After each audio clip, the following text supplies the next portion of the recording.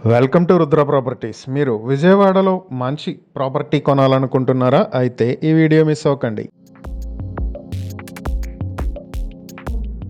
Vijayawada Jakkampudi inner ring రోడ్కి దగ్గరలో main bus రూట్కి దగ్గర నుంచి సెకండ్ బిట్ బ్యాంక్ ఆక్షన్కి వచ్చింది. 153 స్క్వేర్ యార్డ్స్తో నార్త్ ఫేసింగ్తో ఉన్నటువంటి ఈ ప్రాపర్టీ మీ సొంతం చేసుకోవాలి అనుకుంటే కేవలం 50 లక్షలకే మీ సొంతం చేసుకునే అవకాశం ఉంది.